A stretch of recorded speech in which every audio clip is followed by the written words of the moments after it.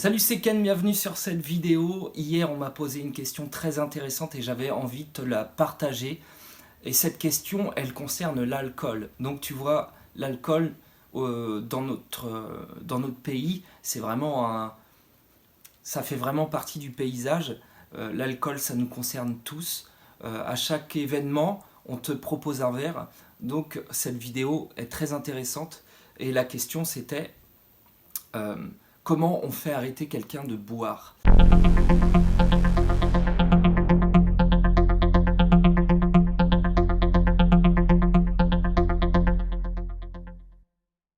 Et je vais être clair et net, avant même d'avancer mes arguments, je vais dire on ne fait pas arrêter quelqu'un de boire. Et je vais t'expliquer pourquoi dans cette vidéo. Par contre, on peut accompagner quelqu'un dans le fait d'arrêter de boire. Mais on ne peut pas le convaincre d'arrêter de boire comme ça, surtout quand on est un proche.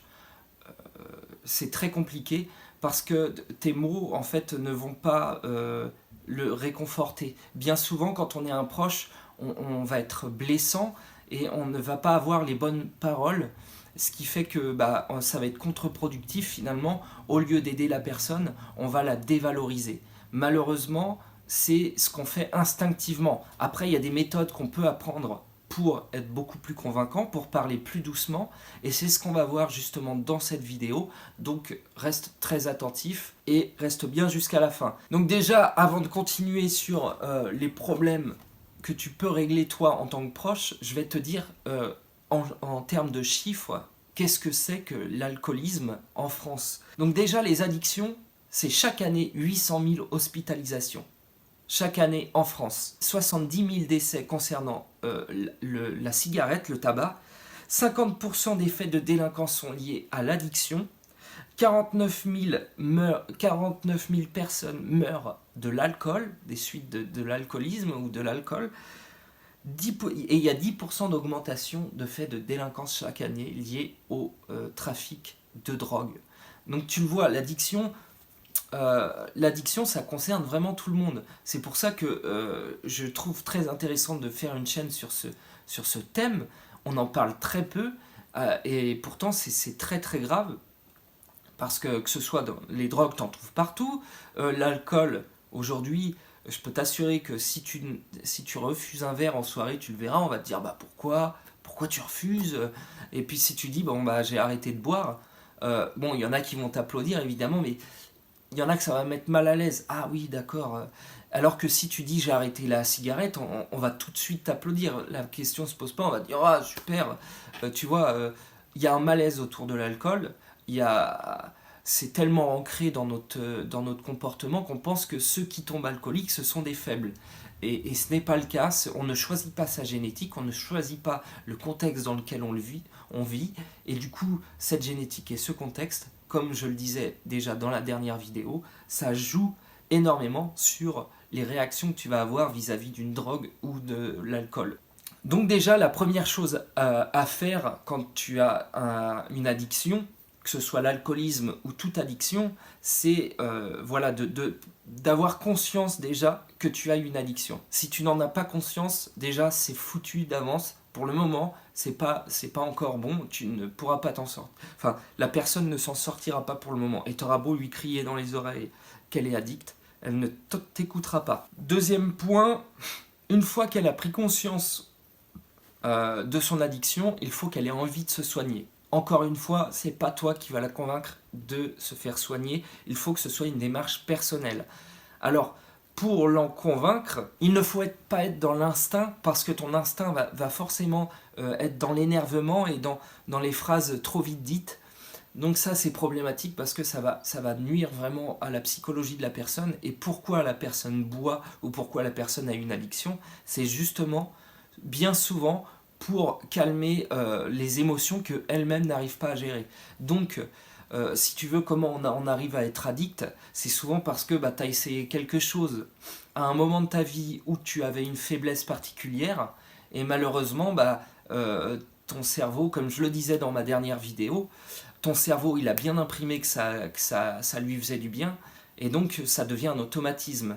Le cerveau, il faut comprendre que lui, son rôle, c'est de te faire sentir bien, de faire en sorte que tu aies des automatismes vraiment ancrés en toi pour que tu n'aies même pas à réfléchir et que quand tu aies quelque chose qui te fait du bien en face de toi, bah, l'action se fasse automatiquement. Donc l'alcool, c'est exactement ça. Quand tu es alcoolique, eh bien, dès que tu vois de l'alcool, dès que tu as un contexte en lien avec l'alcool, l'envie va se faire ressentir. Alors maintenant, une fois que la personne est consciente qu'elle a une addiction et qu'elle veut se soigner, il faut aller voir une association addictologie, en addictologie, comme Alia, qui est sur Angers, je te laisserai le lien dans la description, et voir un addictologue. De toute façon, tu peux aller voir ton médecin. Le médecin n'est pas... je conseille vraiment les addictologues parce que le médecin, il n'est pas forcément habitué à ce genre de cas. Et franchement, moi, pour l'avoir vécu, tu peux vivre des trucs assez traumatisants, des discours que tiennent les médecins qui peuvent vraiment être traumatisants. Moi, ça m'a... Voilà, je ne veux pas cracher sur les médecins, il y en a de très bons, mais il y en a qui ne sont pas habitués à ce genre de cas. Donc dans ce cas-là, il faut voir un addictologue. Une fois que tu as vu un addictologue, on va te conseiller ce qui est pour moi la meilleure solution, une substitution. Donc maintenant, concernant la substitution, alors voilà, moi je suis pas addictologue, c'est pas le point où je suis habilité vraiment à communiquer. Je sais, de moi ce que je sais, voilà, c'est que l'alcool c'est compliqué à, à substituer. On va prescrire dans beaucoup de cas des benzodiazépines et voilà, moi ce que moi j'en dis, c'est très subjectif, c'est qu'il faut faire très attention avec les benzodiazépines. C'est quelque chose qui est très addictif. Il y a beaucoup de témoignages voilà, qui disent qu'ils galèrent à cause des benzos parce que ça crée une grosse dépendance. Voilà, au-delà d'un mois, ça peut créer une dépendance. Donc moi, c'est pas mon domaine. Je suis pas spécialiste en médicaments. Donc voilà, c'est seulement mon avis. Faites très attention si vous avez ça comme genre de prescription. Je sais qu'en France, on en prescrit à tout va. On est le premier pays consommateur de benzodiazépines. Sinon, il y a un produit, voilà, il y a un médicament qui s'appelle le baclofène. On en entend très peu parler, mais